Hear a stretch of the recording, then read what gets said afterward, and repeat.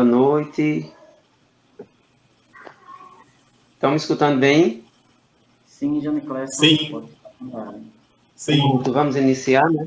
Pronto, boa noite a todos os internautas que estão nos assistindo nesse momento. Quero aqui, em nome de toda a Escola Municipal Padre Antônio Barbosa, agradecer a presença e o convite aceito do professor de renome nacional, o professor Dr. Salvador, que é vinculado à Universidade de Campinas, em São Paulo.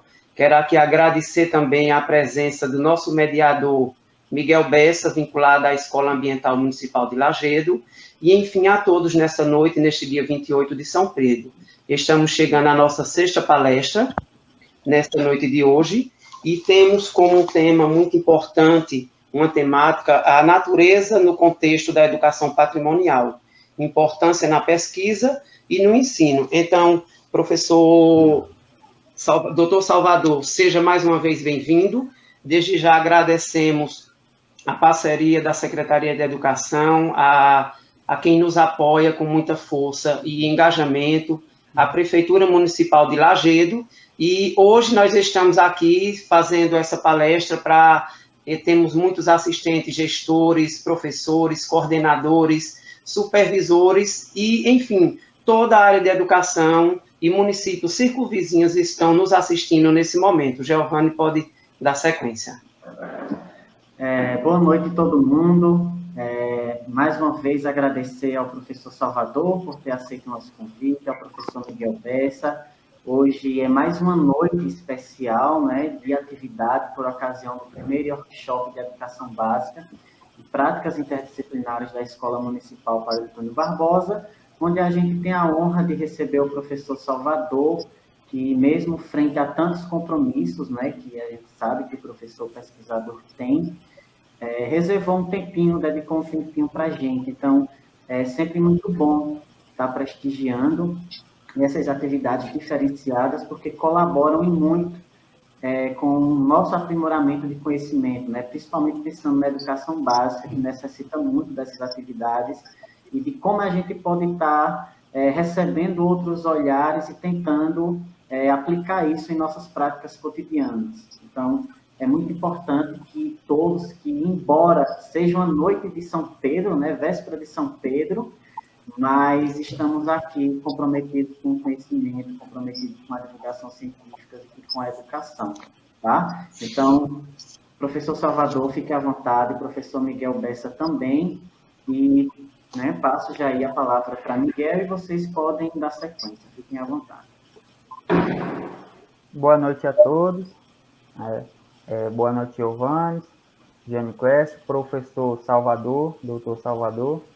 Quero agradecer pelo convite, que foi estendido a mim pelo colégio, pela escola Padre Antônio Barbosa. São anos de parceria entre a instituição, a Escola Ambiental e o Padre Antônio Barbosa, que vem sendo contribuído para a educação do nosso município, desenvolvendo a criticidade no jovem, relacionado à preservação do meio ambiente, visto que isso é de extrema importância nos dias que estamos vivendo, vivenciando, e por poder participar, contribuir para o desenvolvimento de mais uma atividade online que está sendo produzida, desenvolvida pelo Colégio Padre Antônio, os workshops, e poder mediar essa noite, junto ao professor Salvador, tá certo? Então, professor, alguns momentos desse vídeo, dessa live, eu vou estar com o microfone desligado, porque como o Giovanni já falou, hoje véspera de São Pedro, então aqui no nosso município o pessoal festeja bastante com solta de fogos, bombas, então para não atrapalhar o show, a live do pessoal que está assistindo, certo? Então, em alguns momentos, eu vou estar aqui separando as perguntas do pessoal, o pessoal que estiver acompanhando, a gente compartilhou em diversos grupos, então quem for compartilhando perguntas, quando o senhor terminar o raciocínio, eu levo essa pergunta ao senhor, tá bom? senhor não perdeu o contexto, e o senhor fique à vontade, tá bom? Então, já passo a palavra para o senhor, certo? E vamos iniciar a nossa atividade de hoje. Boa noite. Antes de começar, queria confirmar com vocês se vocês estão ouvindo bem as minhas palavras e se vocês estão me vendo, porque eu não estou me vendo na tela, né? Estamos sim. Tá sim. Então tá bom. Qualquer coisa, o senhor loga o celular no Facebook e o senhor vai conseguir se enxergar, se localizar no vídeo, ok? Eu fiz isso, mas só aparece mesmo a tela de apresentação. Então, é possível que as pessoas que estejam assistindo, talvez elas possam confirmar isso pelo chat, talvez não estejam me vendo, apenas a tela igual eu fiz no teste, tá bom? Não, mas estamos lhe vendo sim, professor, tá tranquilo. Estamos vendo. Então tá bom. Então, boa noite a todos, a todas. Eu gostaria de agradecer ao convite feito pela Escola Municipal Padre Antônio Barbosa, na pessoa do Giovannes, que é um amigo, um colega de trabalho. Eu tive a grata satisfação de tê-lo como estagiário por 2 oportunidades lá na Unicamp. Além disso, o Giovannes, ele publicou artigos científicos comigo. Eu participei também da sua defesa de trabalho de conclusão de curso. E, além disso, já ministramos palestras juntos. E, então, o Giovannes, quando eu aceitei a primeira vez como estagiário, eu tinha certeza de que ele seria um excelente profissional, e isso está se consubstanciando com o tempo, né? Então, obrigado, Giovannes, mais uma vez pelo convite, e agradeço também a toda a equipe que está colaborando com essa transmissão. Bem, eu estou falando aqui do município de Campinas, estado de São Paulo. Aqui a temperatura está agradável, mas está previsto aí bastante frio para os próximos dias, uma vez que está para chegar aqui uma frente fria. Bem, diferente da situação aí em Lagedo e na região, aqui está muito calmo, muito tranquilo. Aqui o pessoal acho que faz menos festa, acredito. Mas aqui está muito tranquilo mesmo. E, bem, eu tenho esse grande desafio de trabalhar um tema tão importante como é a educação patrimonial, o patrimônio natural, isso no contexto da pesquisa e do ensino. Eu sei muito bem que a sequência dessas palestras que estão sendo apresentadas, integrantes do workshop de educação básica e práticas interdisciplinares, eu sei muito bem que eles são voltados principalmente para a área de ensino. Entretanto, a minha apresentação ela vai trabalhar a questão da educação patrimonial com ênfase no patrimônio natural, numa perspectiva integradora entre pesquisa e ensino. Isso porque um não vive sem o outro, né? Um depende do outro.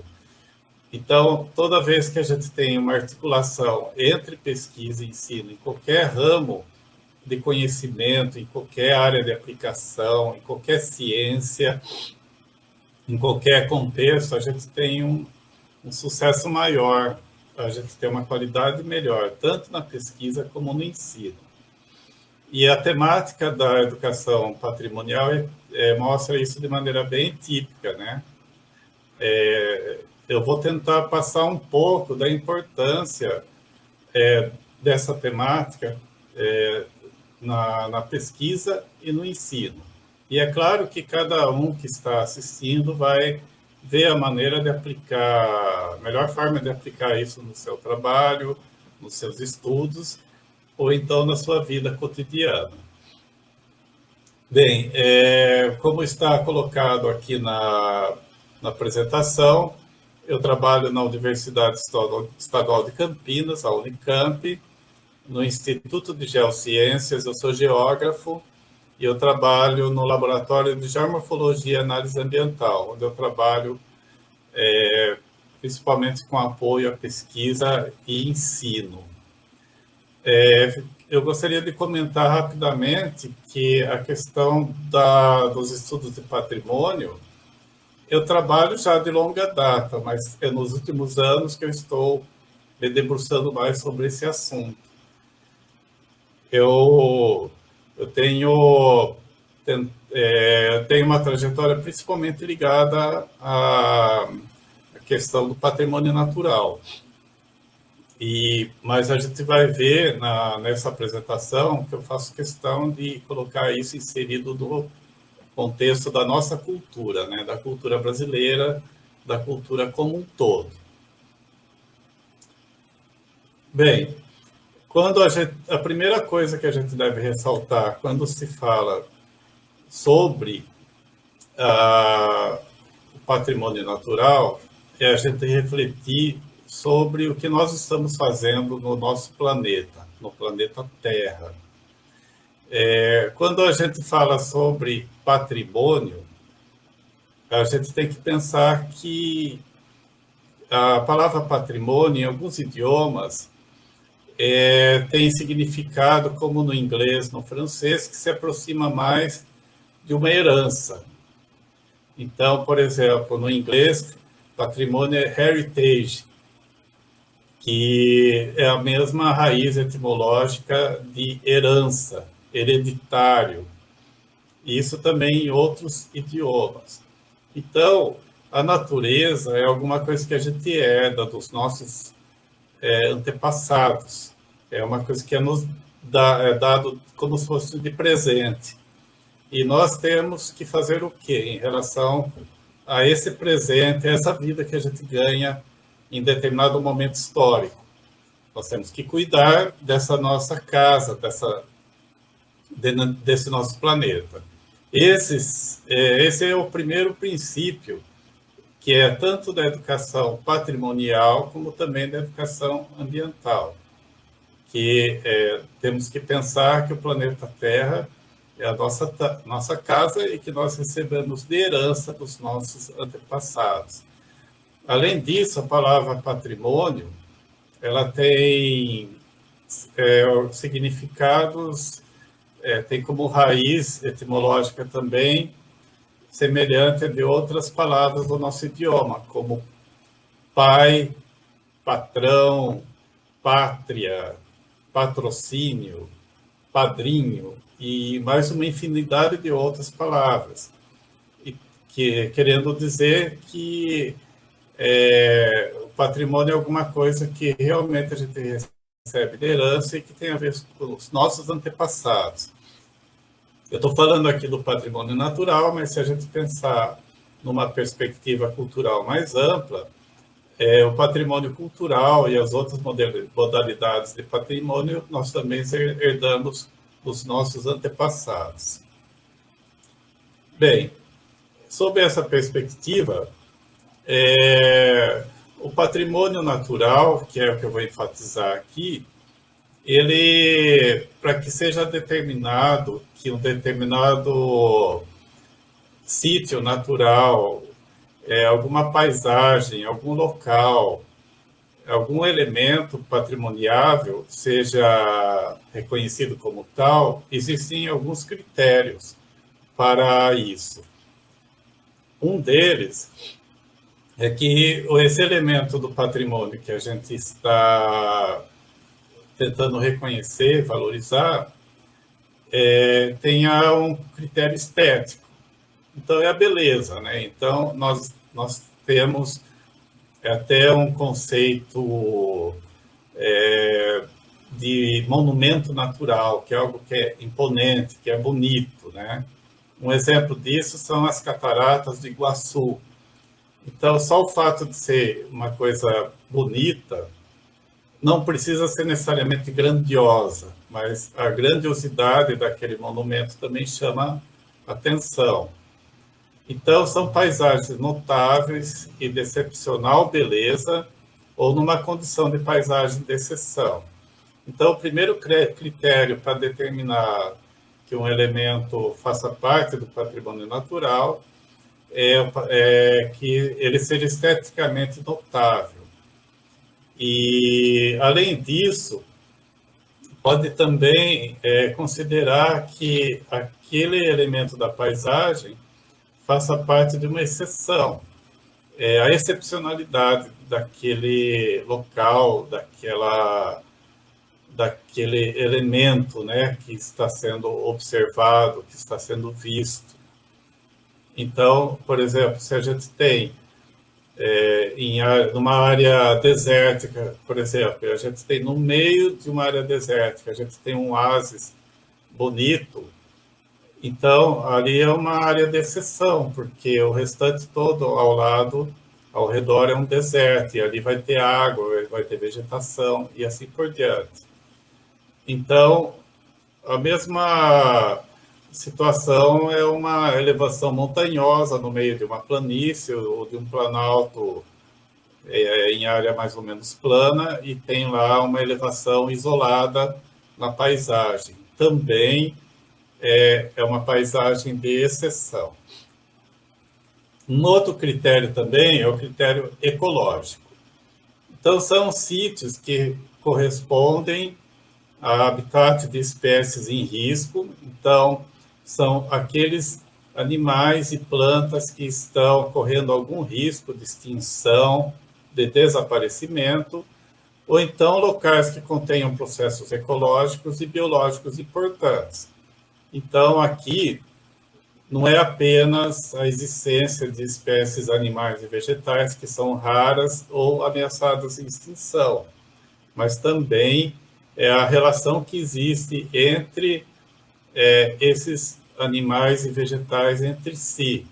Por isso que é chamado critério ecológico. Então, nós temos no Brasil muitas áreas que foram reconhecidas como fazendo parte do patrimônio natural pelo critério ecológico. Uma dessas áreas, por exemplo, é a Mata Atlântica e também o Pantanal Mato-Grossense, porque, além de terem espécies importantes, também existe uma relação muito íntima entre as espécies animais entre si e entre as espécies animais e também as comunidades vegetais. E, por último, um critério também é o critério científico. Então, são áreas que contêm formações ou fenômenos naturais relevantes para o conhecimento científico da história natural do planeta. Então, por exemplo, um local onde tem um fragmento rochoso, uma elevação montanhosa, ou então um vulcão, um geyser, ou então qualquer fenômeno natural que seja importante para saber como é que era aquela porção da superfície terrestre no passado, como é que foi a evolução natural dessa área, quais são os tipos de paisagem que existiram no passado. Então, esse é o critério científico. E, então, isso daqui é importante, o critério científico, porque o lugar pode não ser bonito esteticamente, pode também não ter espécies animais e vegetais em extinção ou com relações ecológicas importantes entre si, mas aquele local ele pode ter algo que revela fatos importantes do passado do nosso planeta. Um exemplo disso é a Antártida, né? O continente antártico. Lá, a paisagem não pode ser considerada bonita esteticamente, na maior parte dela. Os processos ecológicos também, em algumas áreas, são quase que nem são observados, mas a gente sabe que existem muitas áreas do continente antártico que foram explorados cientificamente, justamente porque eles revelam fatos importantes da história natural da Terra. Bem, então, quando a gente fala sobre patrimônio natural, eu comentei com vocês que a natureza ela é herdada pelo ser humano em épocas distintas. Então, o planeta que foram herdados por nossos antepassados, ele não é exatamente o mesmo planeta que está sendo herdado pelas gerações atuais.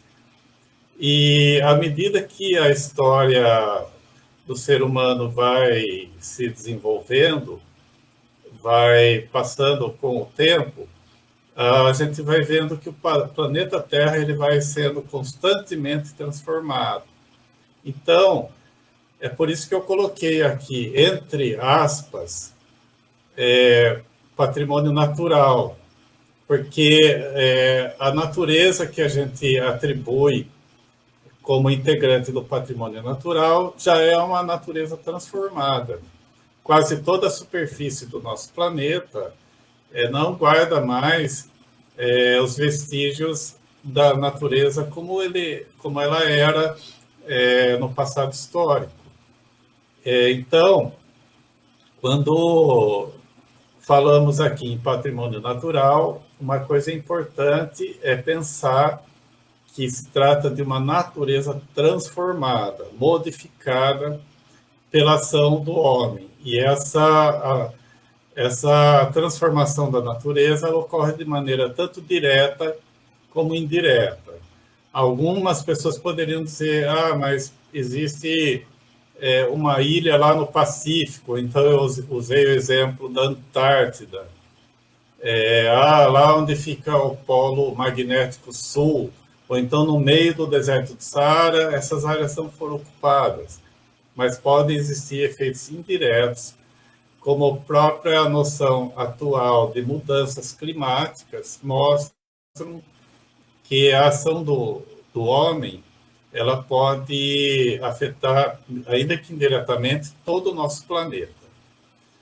Então, tudo isso serve para a gente pensar um pouco qual é o conceito de natureza que a gente deve adotar quando se fala sobre patrimônio natural.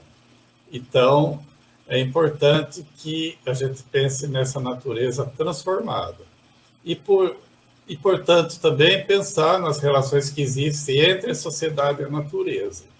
Então, a gente não pode, eu não posso vir aqui e também ninguém pode vir falar sobre a natureza intocada, aquela que não é transformada pelo homem, aquela que não é modificada, porque toda vez que a gente falar sobre patrimônio natural, a gente tem que pensar quais são as relações da sociedade com essa natureza. E é por isso também que devemos enfatizar que o patrimônio natural ele deve fazer parte de uma noção mais ampla de patrimônio, que é o de patrimônio cultural. Então, mesmo que a origem desse patrimônio faça parte da natureza, existe um contexto cultural que está atrelado a esse local. Bem, aqueles critérios que eu mostrei anteriormente, eles são critérios que são estabelecidos pela Unesco. No Brasil, o Instituto do Patrimônio Histórico e Artístico Nacional, ele determina que no Brasil são sujeitos a tombamentos os monumentos naturais, sítios e paisagens que importe conservar e proteger pela feição notável, tá? Então, tem o critério estético que eu falei, com que tenha sido dotados pela natureza ou também criados pela indústria humana. Então, quando se trata da mão do homem os locais que são chamados de artificiais, eles também são sujeitos a tombamentos. Então, nós temos como exemplo jardins, né? Na cidade do Rio de Janeiro tem o Jardim Botânico. Então, lá tem espécies que são naturais e tem espécies que foram plantadas. A maior parte foram plantadas pela mão humana, mas também são factíveis de serem tombados como elemento do patrimônio natural. Bem, avançando um pouquinho na apresentação, quando a gente fala, eu comecei falando sobre a questão da importância da pesquisa e da educação para os estudos sobre o patrimônio natural, e pensando de maneira articulada as atividades científicas e pedagógicas, eu trouxe aqui uma lista de conceitos básicos que podem nortear uma reflexão sobre a importância da pesquisa e educação em relação ao patrimônio natural. O primeiro conceito, eu já adiantei alguma coisa, é o da integração entre natureza e sociedade. Então, quanto melhor a gente fazer uma integração entre elementos sociais, que também são chamados culturais, e a natureza, melhor a gente vai conhecer o patrimônio natural de um local, de uma região, de um estado, de um país, o potencial tanto para pesquisa como também para atividades pedagógicas. E um outro conceito também importante é o de paisagem. Porque o conceito de paisagem é inserido como um conceito básico? Porque a paisagem é aquela porção do espaço geográfico ou da superfície terrestre que ele é percebido pelo homem. Então, a paisagem ela é percebida conforme os nossos sentidos.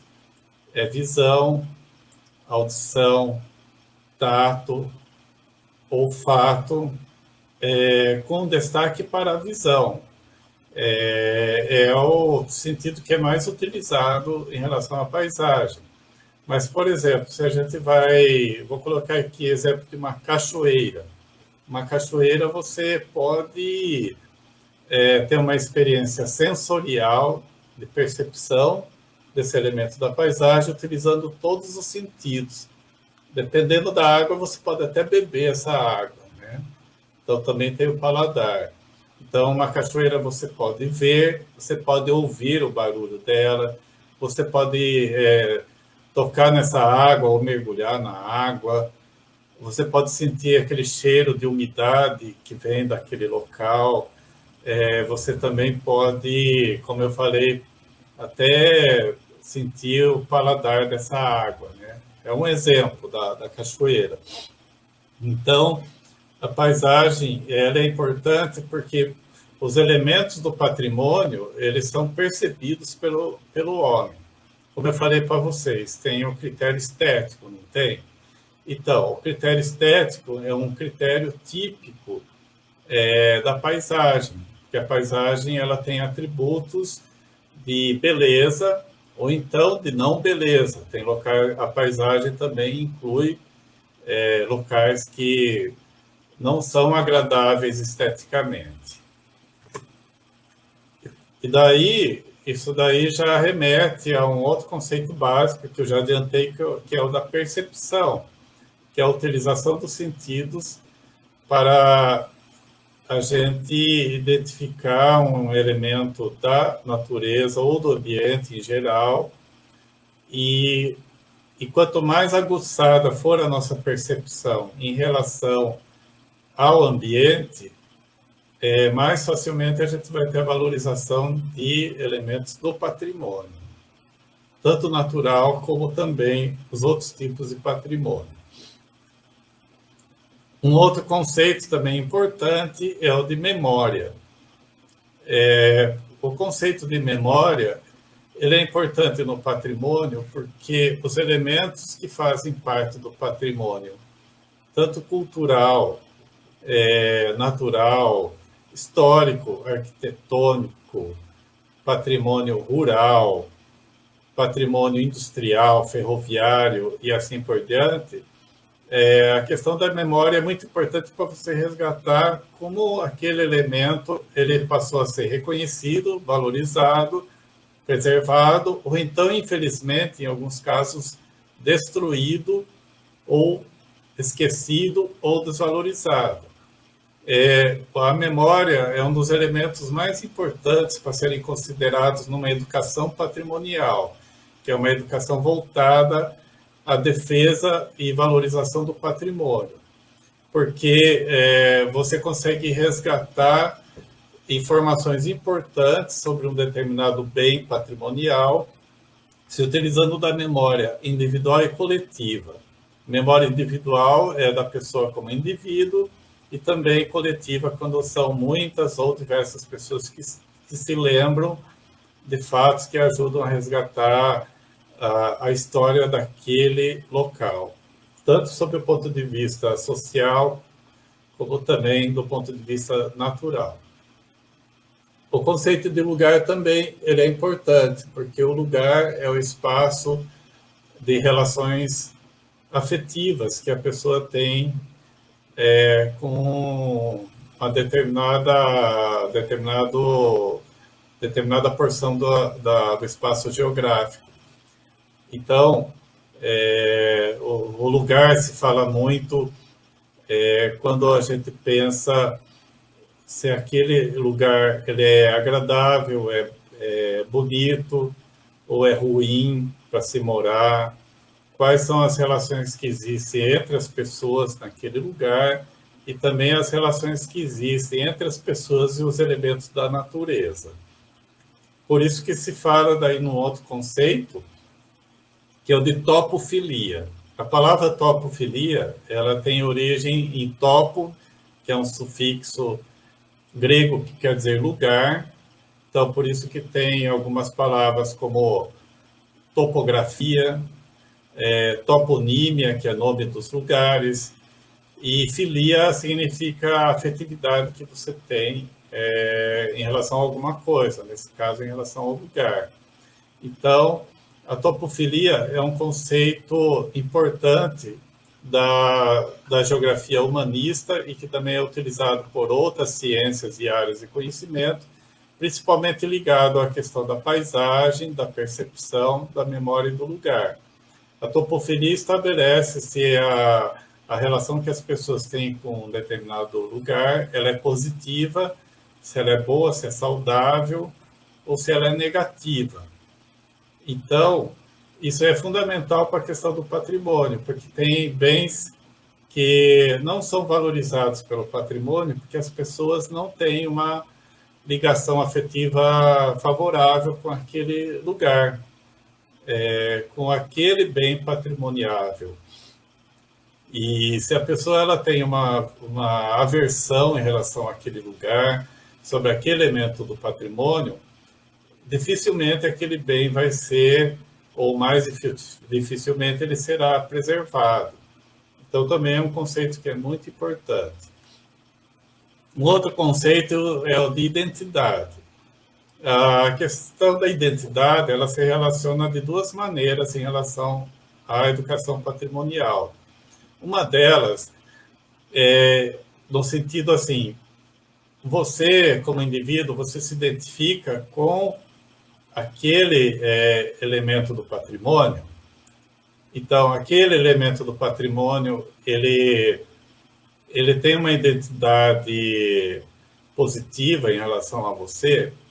Você se identifica com aquela manifestação cultural, você se identifica com aquele elemento da natureza, com aquele sítio ecológico. Então, a questão da identidade, na verdade, ela é de mão dupla, porque ela se refere tanto à identificação que você tem com o local, como também se aquele local tem uma identidade própria. A questão do patrimônio tem uma relação muito forte com a questão da identidade, porque da mesma maneira que nós temos lá o nosso RG, nós temos um documento de identidade, os elementos do patrimônio também têm a sua identificação. também tem a sua identidade. Só que os elementos do patrimônio, eles são identificados na forma de um número de tombo, de tombamento, pela sua localização, pela sua coordenada geográfica, pela sua denominação, da mesma maneira que nós temos nosso nome lá no nosso documento de identidade, os elementos do patrimônio também têm um nome. Então, eu sei que lá no estado de Pernambuco tem, por exemplo, a pedra no navio. Também tem, eu vou mostrar daqui a pouco bem rapidinho, em Lajedo, né, Giovanni? A gente tem lá os caldeirões de Lajedo. Então, todos os elementos do patrimônio têm um nome, né? Isso se refere à identidade que aquele local apresenta em relação à sociedade, ao mundo. Um outro conceito também importante é o de pertencimento. Então, aqui o pertencimento não é apenas no sentido de posse. Então, quando a gente fala assim, você tem uma relação de pertencimento em relação a determinado elemento do patrimônio, você acha que aquilo pertence a você? Esse pertencimento é no sentido simbólico, não é no sentido de posse material. Então, existem muitos debates, por exemplo, no Brasil, em relação à Amazônia. Por assim, a Amazônia pertence a nós? A Amazônia pertence ao Brasil? A Amazônia pertence à humanidade? Então, esse pertencimento, ele tem vinculações tanto com a soberania que as nações têm em relação àquele elemento do patrimônio, no caso aí, um patrimônio de dimensões continentais gigantescas, como a Amazônia, mas também tem um sentido de que a Amazônia pertence a nós, no sentido de que aquilo é importante para preservarmos, para que sejam mantidas as suas características naturais e também as características culturais das pessoas que lá vivem, né? Então, o pertencimento, ele trabalha com essa noção. Um outro conceito também é de cidadania. A educação patrimonial, ela visa também o desenvolvimento da cidadania, porque eu falei para vocês que nós herdamos o planeta, herdamos a natureza e tudo que existe nele. Então, a cidadania, ela trabalha com o direito que nós temos de ter um planeta saudável, de termos as manifestações culturais preservadas, que é aquilo que nós consideramos como pertencentes a nós, nem que seja no sentido simbólico, seja valorizado, que é aquilo que nós temos uma identidade, aquilo com que qual a gente se identifica, também seja valorizado. Então, a cidadania, ela trabalha muito com o direito que nós temos como cidadãos a um patrimônio preservado, valorizado, que as manifestações e elementos do patrimônio sejam reconhecidos e valorizados. E, como cidadãos, nós temos que ter práticas, aqui eu estou falando de pesquisa e educação, mas nas nossas atividades como profissionais e no nosso cotidiano, nós temos a obrigação, ou então o compromisso, como se queira, de desenvolver ações que ajudem na preservação do patrimônio. Por isso que a cidadania também é um conceito básico. E, por último, o objetivo final do patrimônio natural é esse aqui, é a valorização. A valorização também é sinônimo de reconhecimento, que os elementos do patrimônio sejam valorizados e reconhecidos. E a valoração é a atribuição de valor a um patrimônio, ou alguma paisagem, algum lugar. A valoração, ela pode ser tanto positiva como negativa, mas a valorização tem um sentido positivo, que é a finalidade da educação patrimonial, que é a valorização e o reconhecimento. É por isso que a pesquisa e o ensino são fundamentais, porque a pesquisa ela vai mostrar aquilo que eu mostrei para vocês, o valor científico daquele local e também a importância ecológica. Agora, a questão da valorização dos elementos do patrimônio depende muito das atividades pedagógicas, que é conscientizar as pessoas desta geração e das futuras gerações para que a gente tenha práticas que valorizem o patrimônio. Bem, uma das coisas que eu mais gosto de pensar e trabalhar é a questão da memória na investigação sobre o patrimônio. Então, existem muitas ideias que são aplicadas, por exemplo, a aplicação de questionários ou conversa com moradores de arredores do local estudado. Agora, em tempos de pandemia, ficou mais difícil fazer trabalhos de campo e aplicar questionários ou fazer conversas com moradores. Mas essa daqui é uma prática comum em estudos sobre memória e patrimônio. É muito importante a gente, quando tiver a oportunidade, a gente fazer essas conversas, gravar relatos de histórias que aconteceram naquele local, que envolvem as mudanças na paisagem, como aquele local ele passou a ser valorizado ou perdeu seu valor, né? E aqui, trabalhar com a valorização e resgate da memória individual e também da memória coletiva, como eu falei para vocês. Pensar nessas duas frentes de trabalho. E lembrar que a disponibilidade da memória ela varia muito conforme os eventos são mais antigos ou mais recentes e também conforme idades distintas. Então, a memória ela tem características distintas entre crianças, adultos e idosos. Eu coloquei um exemplo, e aqui eu vou colocar um outro exemplo. É a questão da toponímia do patrimônio. Aqui pode-se trabalhar conceitos importantes como lugar, percepção, identidade e pertencimento. Eu trouxe aqui como exemplo a questão da toponímia indígena. Então, existem muitos nomes de lugares no território brasileiro, uma grande quantidade de nomes que são de origem tupi-guarani. Esses nomes estão em cidades, serras, rios, alguns lugares, alguns bairros, nas mais diversos locais. Isso como eu falei para você, a toponímia, que é a denominação dos lugares.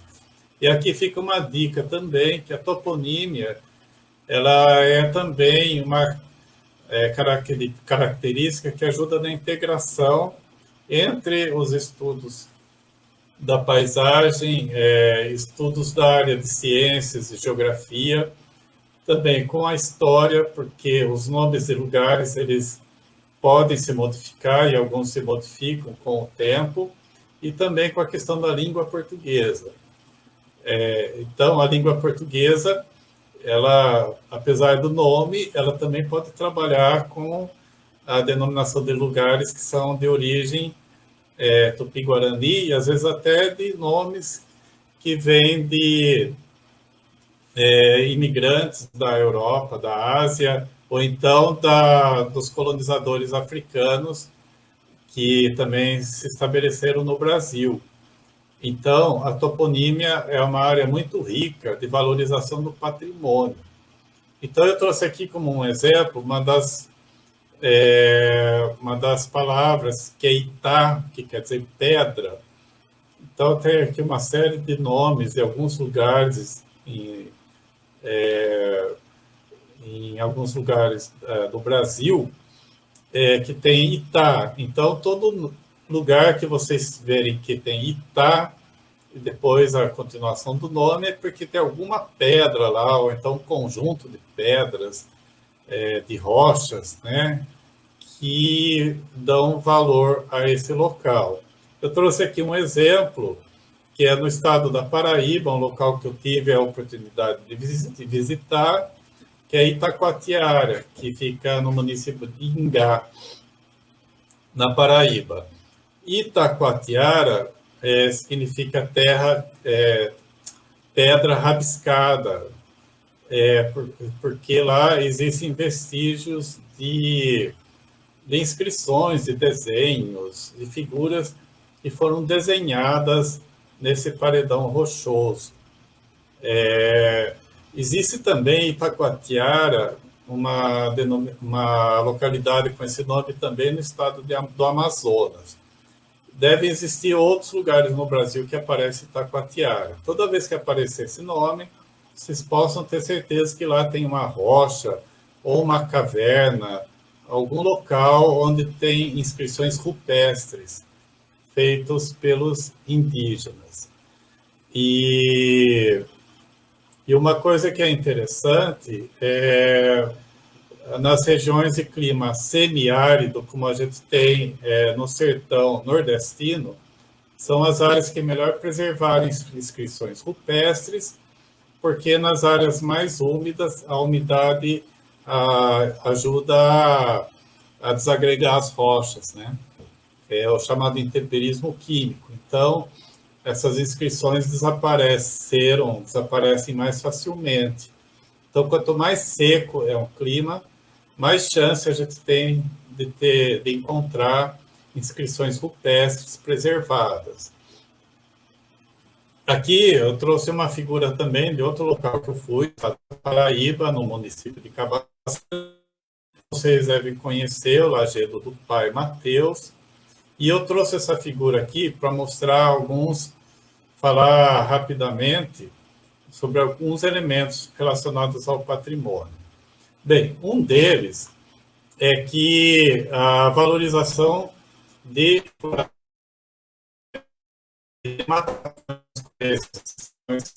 respostas arredondadas mais ágeis.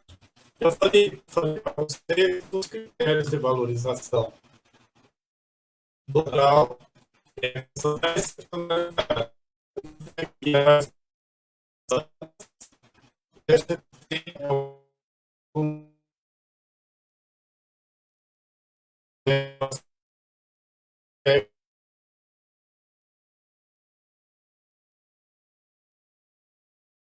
inclusive os que fazem parte do patrimônio, eles podem ser percebidos pelos mais diversos sentidos.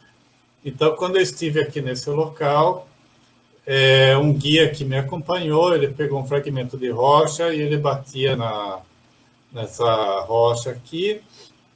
Essa aqui eu acho que deve ser a mais famosa de todo esse lajedo, né?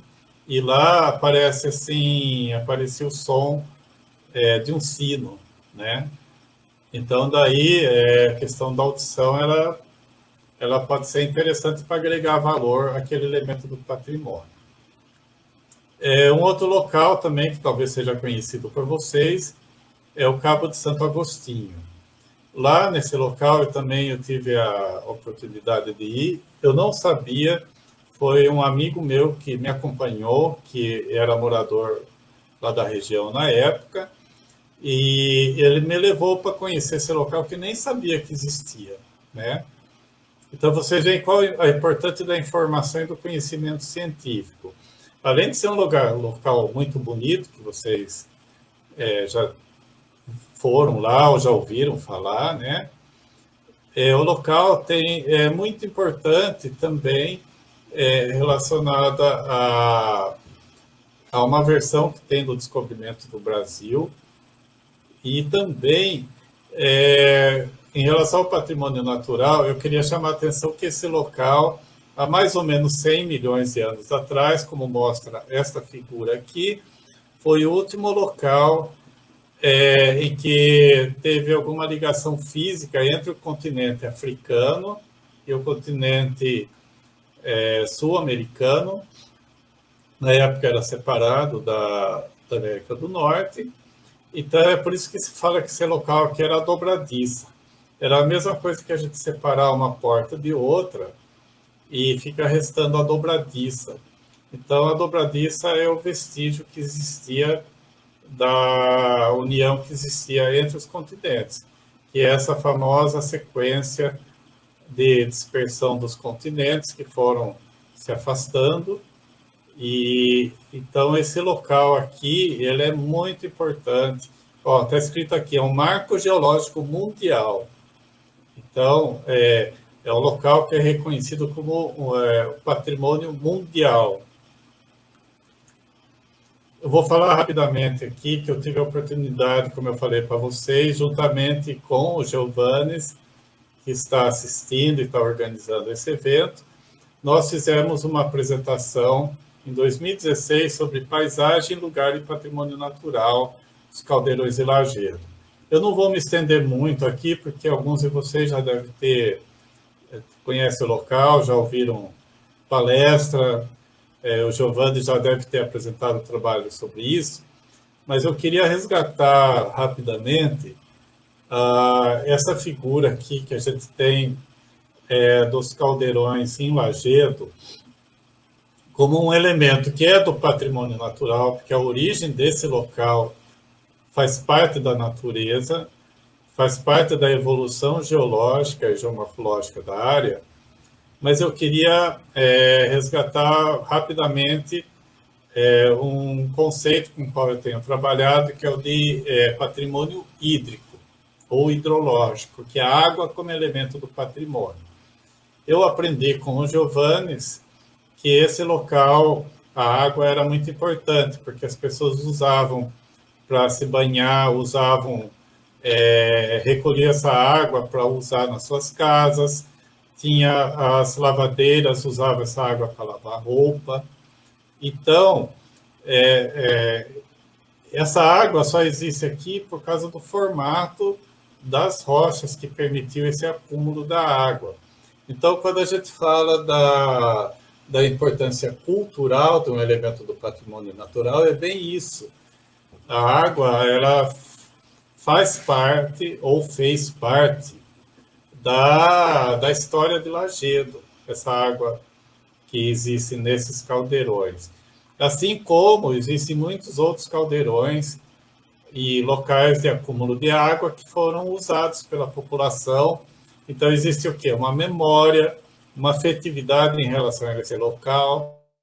Essa afetividade pode ser positiva ou pode ser negativa, mas, como eu falei para vocês, a finalidade última dos estudos e das práticas educativas voltadas ao patrimônio é a sua valorização e o seu reconhecimento. Então, tem que se trabalhar em várias frentes, na frente jurídica, que é a preservação dessa área, a pedagógica, que é levar crianças, adolescentes, levar adultos também, as pessoas para conhecer esse local, saber da importância dele e lembrar sempre que o conhecimento agrega valor aos elementos do patrimônio. Então, quanto mais informações úteis, importantes, interessantes, curiosas sobre um determinado local, vai valorizar mais esse local. Bem, eu vou encerrar daqui a pouquinho, mas lembrar vocês, eu sou nascido no município de Itu, no estado de São Paulo, onde existe um monumento geológico e natural muito famoso. Existe até um fragmento do Varvito de Itu, num museu localizado em Barcelona, na Espanha, onde lá existem fragmentos das mais importantes rochas que existem no nosso planeta. E daí foi levado para lá de navio um fragmento de 200 toneladas do Varvito. E eu fiz uma apresentação uma vez na comemoração dos 30 anos do Parque do Varvito, que ele era um lago glacial no passado e atualmente é um patrimônio natural. E só falar rapidamente para vocês, se vocês tiverem a oportunidade de um dia conhecer pessoalmente, por enquanto vocês podem conhecer também virtualmente, que o Varvito é essa sucessão de rochas, de camadas na rocha do Varvito, que mostram variações de estações mais úmidas e frias, e estação do ano mais seca e mais quente, na época que a região de Itu, a maior parte do estado de São Paulo, estava sob um clima glacial. Então, a alternância desses sedimentos no fundo de um lago glacial, com o tempo passando milhões e milhões de anos, está quase 300 milhões de anos atrás, esse material foi se sedimentando, foi se solidificando e formou essas camadas de rochas. E eu também trouxe isso daqui, voltando um pouquinho aqui, lá na região de Itu, existe uma tendência a se chamar de patrimônio geológico. É claro que dentro do patrimônio natural é um elemento mais voltado à geologia e às rochas. Mas eu prefiro usar o termo natural, patrimônio natural, porque eu considero ele mais abrangente. Porque quando você estuda o ambiente de sedimentação dessas rochas, de formação, você remete também a conhecimento sobre outras áreas e outras ciências que não sejam apenas a geologia. Então, aqui tem a ver com mudanças climáticas, os tipos de vegetação e de animais que existiam na época, também como é que era a distribuição dos rios, dos lagos, dos oceanos naquela época, agrega uma série de conhecimentos de diversas ciências. Bem, tentando sintetizar as relações que existem entre a educação patrimonial e também a educação ambiental, vocês vão ver que muita coisa que a gente trabalha com a chamada educação ambiental, ela também faz parte da educação patrimonial. Então, na escala local, a gente enfatiza práticas que podem ou devem ser adotadas por todos, relacionadas ao modo de vida das pessoas, as ações tanto individuais como coletivas que podem ser adotadas. Tanto a educação patrimonial como a educação ambiental, elas podem ser aplicadas tanto na educação formal, que é aquela praticada no contexto escolar, como também não formal, que é aquela que é fora da escola. Então, é a educação que é praticada principalmente pelo chamado terceiro setor, organizações não governamentais e outras que, de alguma maneira, trabalham também com a educação. E uma coisa que é importante é a gente ressaltar que a educação patrimonial ela tem uma ênfase na interdisciplinaridade, ou seja, não existe uma só disciplina que pode dar conta de estudar e valorizar o patrimônio, mas sim é o conjunto de diversas ciências. E quando a gente trabalha no âmbito escolar, o conceito que é usado é o de transversalidade. Então, a transversalidade é o equivalente à interdisciplinaridade na escola, né?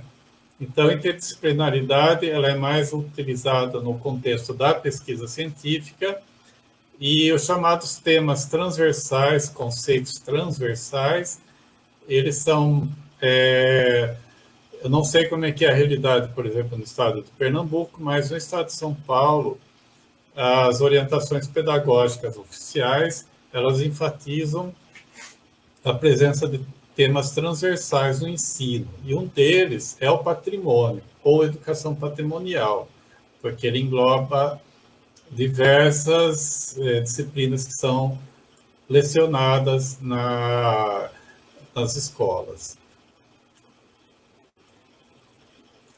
E, então, a gente tem uma confluência entre educação patrimonial e educação ambiental. Então, tanto o patrimônio natural como a educação ambiental e as suas práticas educativas, elas devem enfatizar o trabalho das relações entre a sociedade e a natureza. E também trabalhar conceitos como lugar, paisagem, território e todos aqueles demais que eu apresentei para vocês, que são importantes categorias de análise. Todos eles podem ser utilizados na educação patrimonial. e também ampliar a nossa consciência em relação ao ambiente sobre o patrimônio.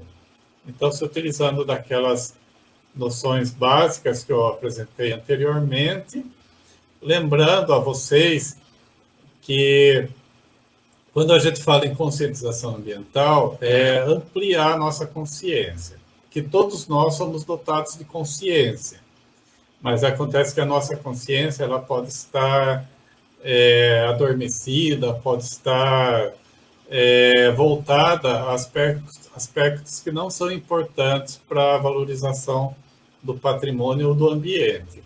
Então, é aguçar essa consciência, estimular essa consciência, ampliar essa consciência no sentido da defesa do patrimônio. Como eu falei para vocês, na educação formal, todos eles são considerados temas transversais. Educação patrimonial, educação ambiental. Bem, eu vou encerrar minha apresentação aqui, eu até passei do tempo, peço minhas desculpas por ter passado pelo tempo. Aqui é meu contato, se por acaso eu não conseguir responder as questões que forem colocadas aqui nessa apresentação, então fica aí meu contato, se alguém quiser alguma informação ou alguma pergunta. Então, eu queria agradecer. Então, mais uma vez, agradecer. Eu estou muito feliz de estar aqui com vocês. Eu espero que o que eu tenha falado tenha sido útil para a vida profissional e cotidiana de todos. E se houver tempo, né, e interesse, eu estou aqui para debater ou responder alguma questão. Tudo bem? Tá bem, tá bem. A gente tem um tempinho disponível, sim. O pessoal está interagindo bastante com a gente no Facebook, professor. Né? Recebemos algumas perguntas construtivas, algumas perguntas bem bacanas, bem interessantes. Assim, no nosso município não, no nosso país, quem propaga a informação, né, são os professores, né? Não é rede social, não é televisão, né? O conhecimento puro, né, somos nós, os professores. Porém, tem alguns problemas, né, na nossa realidade, né? Quem, por exemplo, hora aula, né?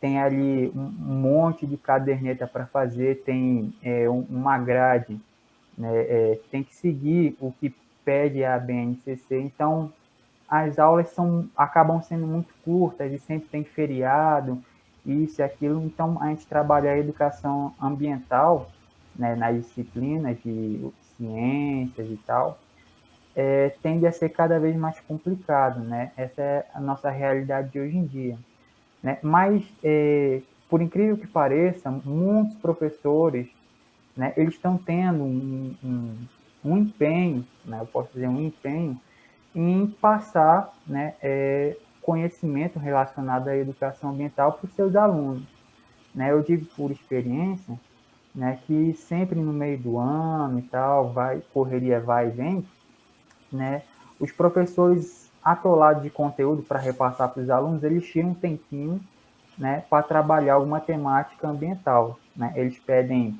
visitas na nossa instituição. O senhor está convidado a conhecer quando passarmos dessa pandemia. Obrigado. Seria uma honra ter o senhor lá na nossa instituição, conhecer lá a escola ambiental, tá certo? Tá o convite. Já aceitei o convite. Ok, eu vou cobrar, viu? A sua visita. Tá bom, pode então, cobrar.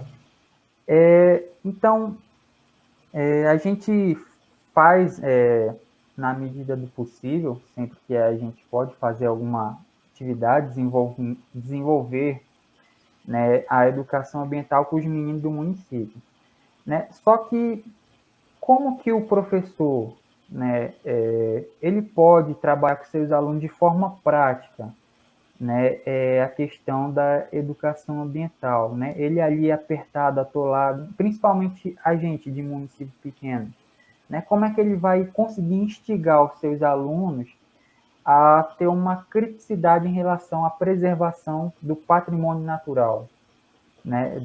Como é que ele vai conseguir instigar isso aos seus alunos, mesmo com essa dificuldade de reservar um tempinho para trabalhar o meio ambiente com os seus alunos. Como que a gente pode aplicar isso na prática? Quais exemplos o senhor pode trazer para a gente do nosso município? Bem, em relação ao município, falando assim de maneira geral, a questão do patrimônio, da educação patrimonial, ela é multiescalar. Ela pode ser trabalhada tanto na escala local, como regional e nacional, estadual e também mundial. Então, como eu falei para vocês, o patrimônio, a educação patrimonial é um tema transversal.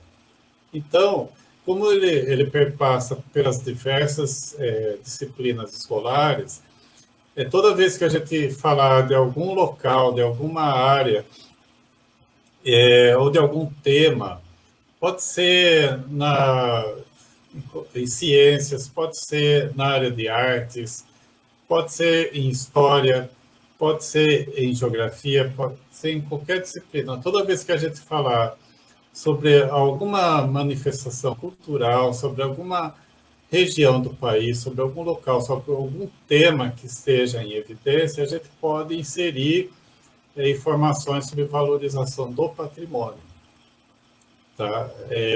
Então, não precisa necessariamente reservar um tempo da disciplina com esse rótulo da educação patrimonial, mas sim você inserir a valorização da arte e da ciência em tudo que você trabalha em sala de aula.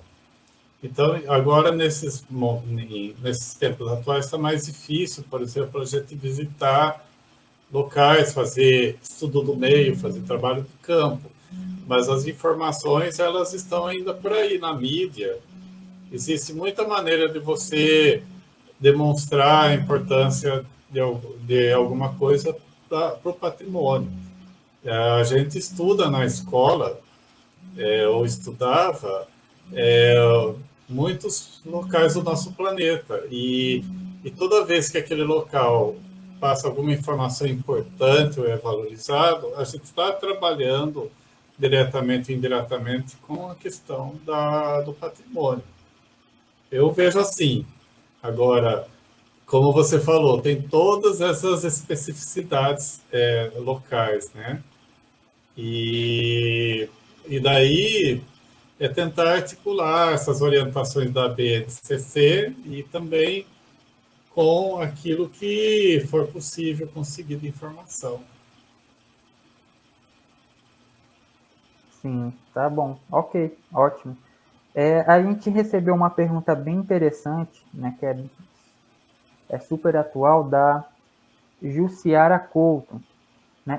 Ela faz um questionamento bem interessante, que é a realidade, né, de boa parte do nosso país.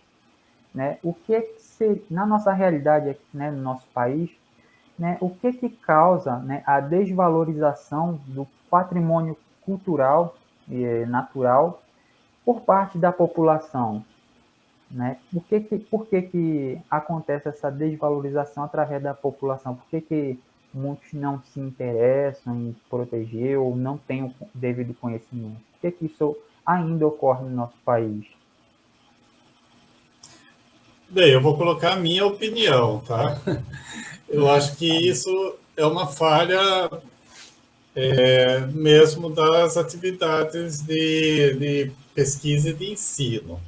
Uma, que os trabalhos que são feitos nas instituições de pesquisa, seja universidades e tudo mais, isso tem que chegar de alguma forma para a população.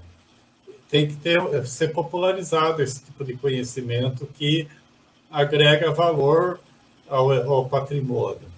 E também a questão do ensino.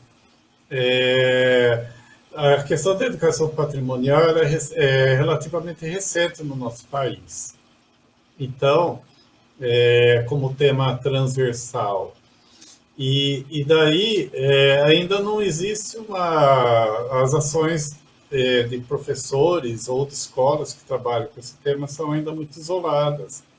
Então, tem que existir um esforço maior também relacionado às atividades de ensino, de maneira que o conhecimento sobre esses locais ajude na valorização e preservação do patrimônio. Sim, Eu sim. penso Tá bom. dessa forma. Tá, joia. Uma outra coisa, um outro questionamento, eu achei bem interessante, né? Há uma realidade muito grande, uma diferença da cultura daqui do Nordeste e a de São Paulo, né? Tanto na aplicação em si das leis, né? O nosso país, ele possui diversas leis relacionadas à preservação do meio ambiente, né? E atos que tornam atitudes criminosas, né, como desmatamento, né, o corte ilegal de árvores em si. Como a gente queria saber, ter uma noção como que essas leis são aplicadas aí no Sul, em São Paulo, porque aqui no Nordeste dificilmente alguém ser punido por desmatar a natureza, né? Aqui se poda a árvore, se corta, né? E ninguém é punido. Como que isso ocorre aí em São Paulo? Isso também ocorre desse jeito, né? As pessoas não existem leis punitivas aí essas leis são cumpridas ou não? Como que é essa realidade aí? Miguel, eu agradeço quem fez a questão, a pergunta, tá? Aliás, eu já agradeço a todo mundo que fez comentários e perguntas. Eu queria lembrar que a questão da punição ou da fiscalização, ela tem diversas esferas, né? Se for pensar na esfera nacional, ela é mais ou menos parecida com no Brasil todo.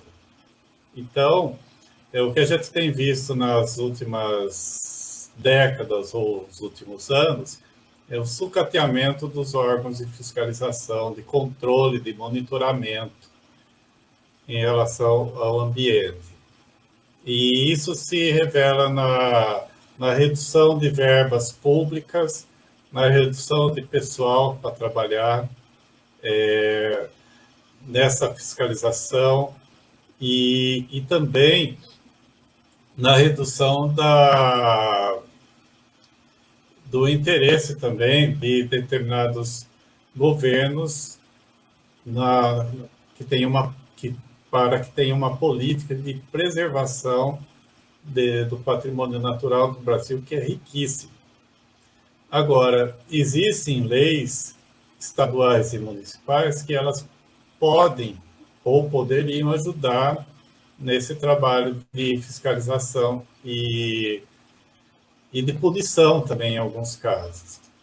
Então, a gente sabe que existe uma diversidade em relação aos estados e aos municípios em relação a isso. Eu não tenho condições de comparar com detalhes como é que é a situação em cada lugar do país.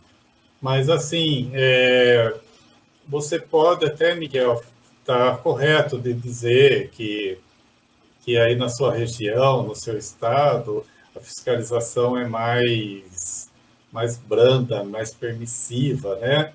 Ela é menos eficiente. Só que também, por outro lado, a gente tem que pensar que existem regiões do país, como aqui na região de Campinas, onde eu estou, no estado de São Paulo, em que a gente tem desafios ambientais muito grandes também, muito maiores, às vezes. Então, a gente tem, por exemplo, a Eliane Mello, que está assistindo essa live, mando um abraço para ela. Eu e ela, a gente tem um trabalho sobre o Rio Tietê. O Rio Tietê é um importante rio no estado de São Paulo, é um verdadeiro patrimônio hídrico, não só do estado de São Paulo, mas no nosso país, e ele foi, através da poluição das suas águas, ele foi totalmente descaracterizado. Ele deixou de ser um rio que faz parte do cotidiano da vida das pessoas. Então, quando a gente fala, Miguel, sobre fiscalização, a gente tem que ver todos esses contextos, tá? Existe tanto o afrouxamento da fiscalização, ao maior rigor, mas também existem áreas que exigem uma fiscalização maior. O que a gente viu no ano passado, lá no Pantanal Mato Grossense, o Pantanal Mato Grossense é um patrimônio natural mundial. Ele faz parte do patrimônio mundial, não só do nosso país. E o que a gente pôde acompanhar do que aconteceu lá foi terrível, né?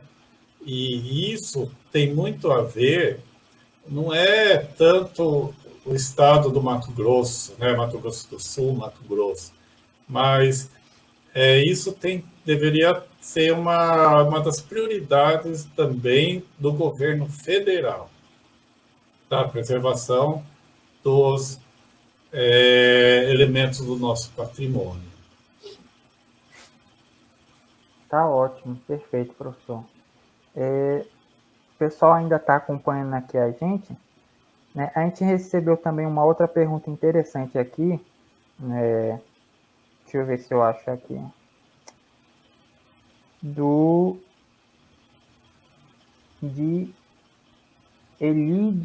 Elídia Silva, né? Ela diz o seguinte, a pergunta dela é o seguinte: gostaria de saber como podemos trabalhar um projeto que promova um rio se tornar um patrimônio natural, né? Segundo o questionamento dela, né, que esse rio está prestes a se tornar uma represa, uma construção hidrelétrica, né? Aí ela está contando que muitas pessoas dependem desse rio e como que a gente poderia transformar algo natural em um patrimônio, né? Uma coisa que não possa ser destruída, né, por projetos que venham porventura, né? Esse tipo de coisa eu já vi acontecer por aqui, como aqui no estado, né?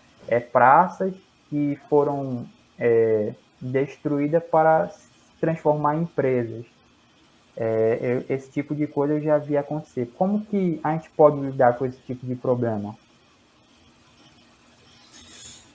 Elídia, eu fiquei curioso de saber que rio que é esse, tá? Você escreve aí, por favor.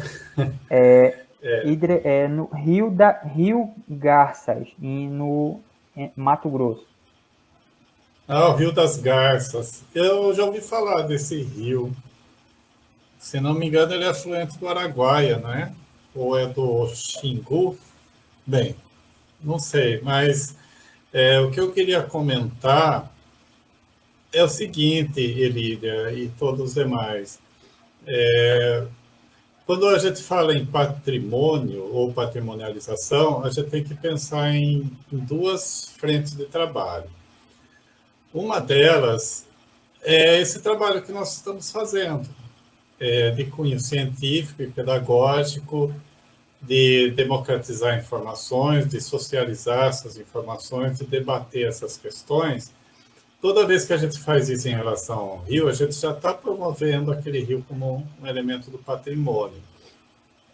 Nem que seja simbólico, porque se houver reconhecimento e valorização da população local, daquela população ribeirinha ou da população da região, desse Rio das Garças ou qualquer outro rio, a gente já tem um grande avanço na questão da patrimonialização. Paralelamente a isso, a gente sabe também que o processo de patrimonialização ele envolve também aspectos que são jurídicos e institucionais. Então, vocês devem saber, por exemplo, quando a gente está numa instituição pública, a gente tem lá elemento que faz parte do patrimônio, tem lá uma plaquinha lá com número de patrimônio, né? Houve uma patrimonialização daquele objeto. Em relação ao rio, é um pouco mais complicado, porque aí você tem que entrar através de uma justificativa técnica, né? Um pedido junto ao Estado, no caso Mato Grosso, para que seja decretado aquele rio como um patrimônio natural do Estado. Eu estou falando aí do Estado porque eu tenho quase certeza que o Rio das Garças deve passar por vários municípios. mas a gente tem, é muito comum, por exemplo, no estado de Minas Gerais, é o estado que tem maior quantidade de rios que foram decretados como elementos do patrimônio natural. É muito comum que aquele rio faça parte de uma lei municipal. Então, daí a sociedade civil, ela entra com pedido junto à Câmara de Vereadores, que aprova a criação daquele local como uma área de interesse público municipal. Além disso, a gente sabe também que a criação de unidades de conservação, elas auxiliam também na defesa do patrimônio natural. Então, existem muitas áreas que são protegidas por leis federais, estaduais e municipais, que são unidades de conservação que têm elementos importantes do patrimônio. Então, essa pergunta assim, é bastante complexa, porque a gente tem que trabalhar em várias áreas, né? Como eu falei, tem a área científica, a área pedagógica, que é a questão mais de conscientização, de valorização, mas também, quando se fala de patrimônio, também tem que trabalhar institucionalmente, juridicamente, que é o tombamento dessas áreas. Então, transformar o Rio das Garças como uma área tombada por um decreto estadual ou federal até mesmo, né? Isso daí não é um processo fácil, às vezes demora muitos anos, mas é importante que seja feito.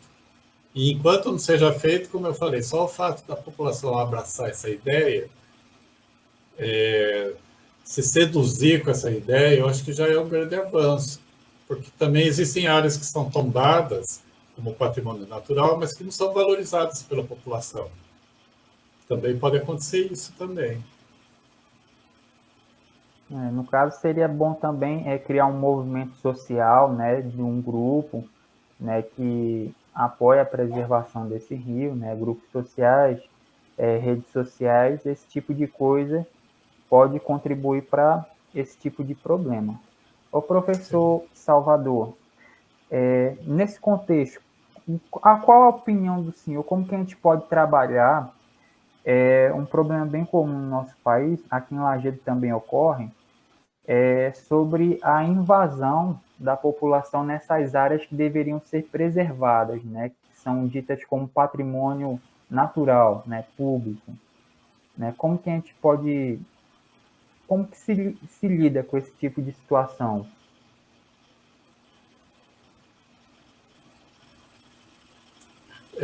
Desculpa, meu áudio falhou aqui, eu não ouvi bem. Você está falando sobre áreas que são Sobre protegidas por lei? A invasão da população em áreas de preservação. Ah, sim. Como que a gente pode lidar com esse tipo de problemática? Então, como eu falei para vocês, a legislação ela tem a esfera nacional, regional, estadual e local.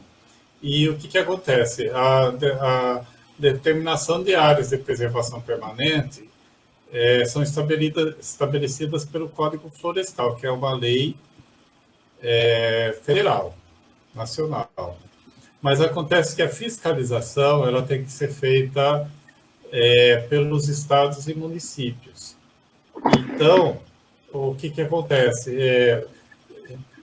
Quando se estabelece os municípios que têm um plano diretor, ou então tem uma lei orgânica que tenta disciplinar o uso e ocupação do solo, ela deve estabelecer a não ocupação dessas áreas. Agora, a gente sabe que assim mesmo, essas áreas muitas vezes são ocupadas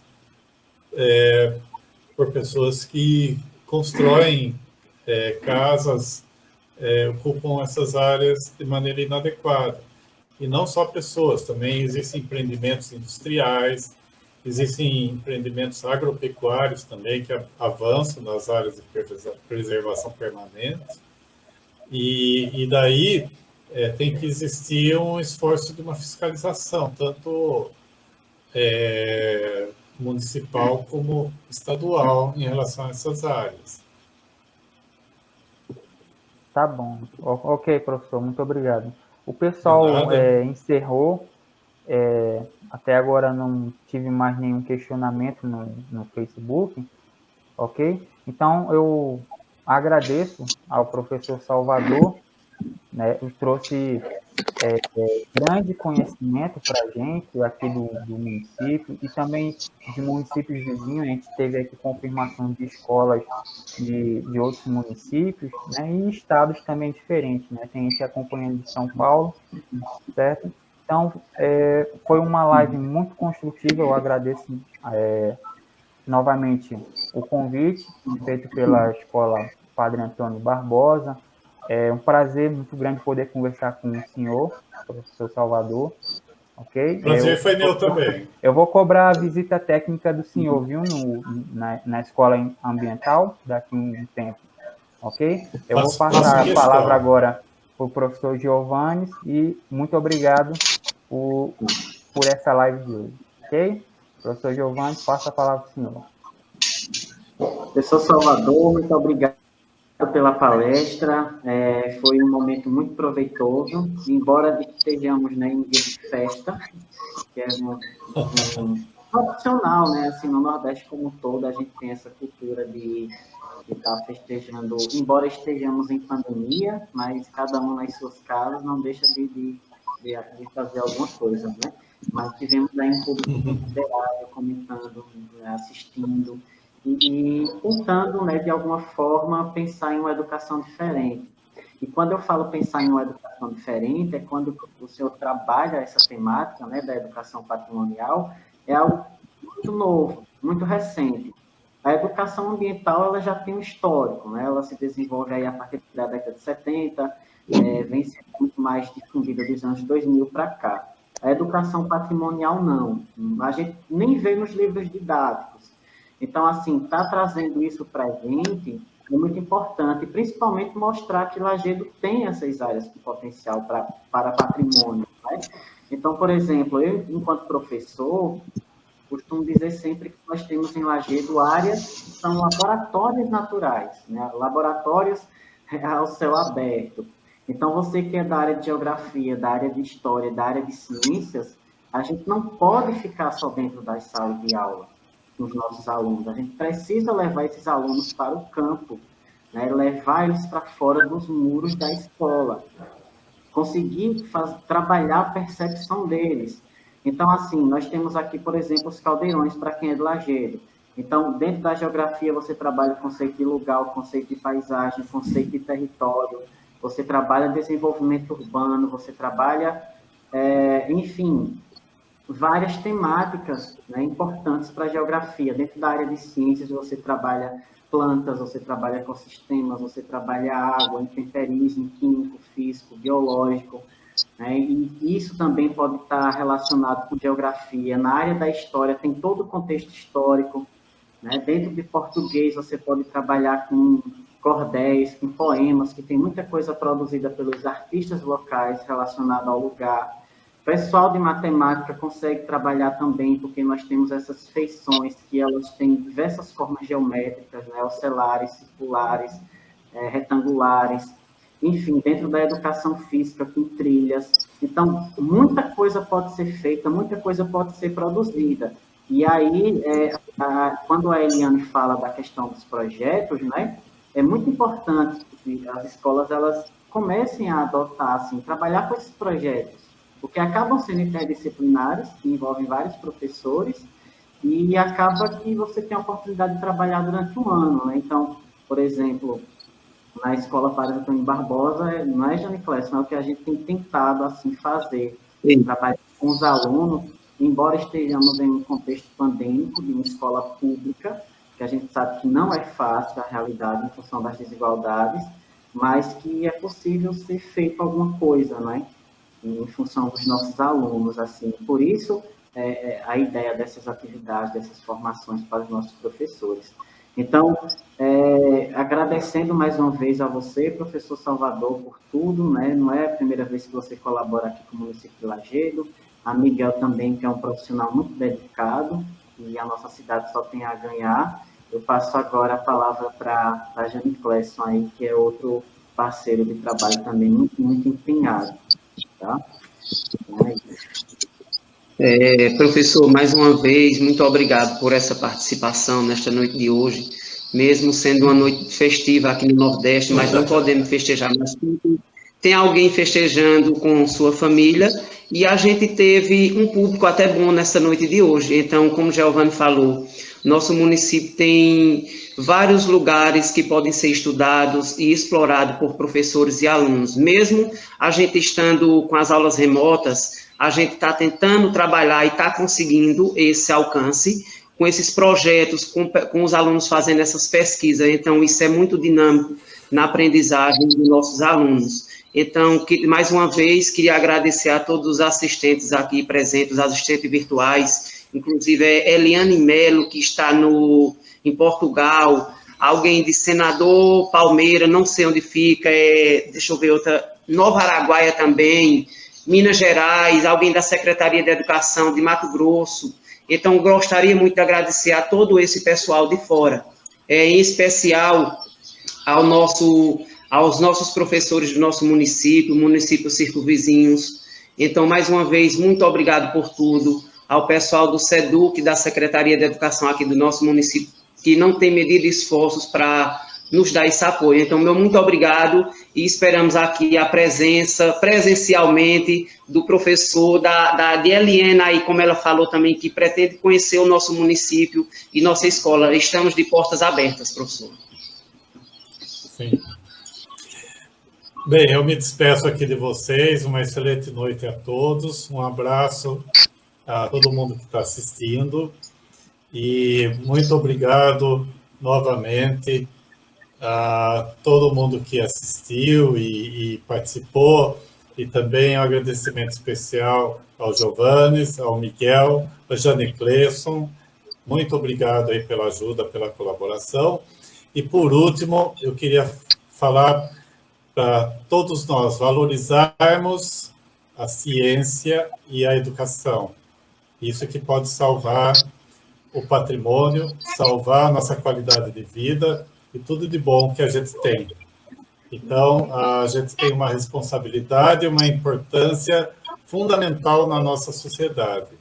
Cada um na sua área, todos nós, nesse momento especialmente que a gente vê a ciência e a educação extremamente desvalorizada em nosso país, nós temos que ser uma resistência em relação a isso.